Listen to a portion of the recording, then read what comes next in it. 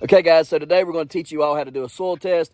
Look, if you're growing anything, it don't matter what it is, whether you're gardening or growing giant pumpkins, whatever it is, you need to have a soil test done. You don't want to just do blindly amendments to your soil, not knowing exactly what you need or what you may not need, because then you could be locking up nutrients and things that are, well, important to that plant. And if the plant can't get them because you locked them out because you put too much of something in there, well, it could hurt you later on down the road. You don't want to just go blindly dumping triple 10 or triple 15 or whatever or triple 20 into your garden beds or your patches and not know what's in it. So here's how you guys can make sure that you got what you need and you're putting in exactly what you need.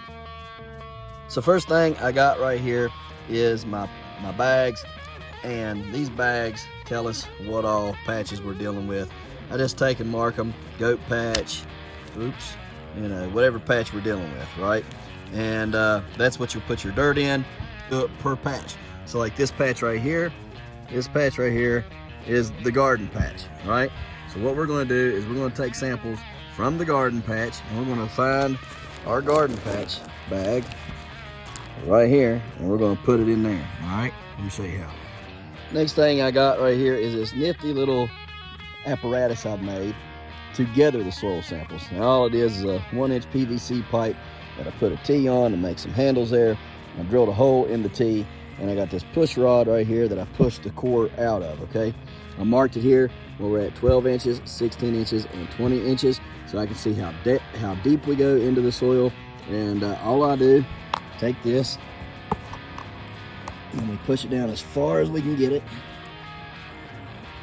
Sometimes you hit pretty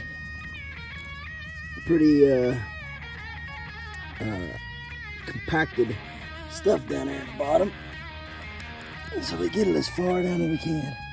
We pull it up, right, you're probably about at 8 inches there. And then we just put it over here in our bag, like so. And we take our stick here and we push it out into the bag. So let me do that real quick. And there is core sample number 1. And what I'll do is I'll go through here and hit different spots in here, at least 4 or 5 different places that I'll go within that patch, getting core samples out, and then you mix them all together up in this, and that right there tells you what it is for this 1,000 square foot area. Get it as deep as possible, all right? 12 inches is good. If you can get deeper, go ahead, but 12 inches is pretty good. You see here we got over 16 inches in there.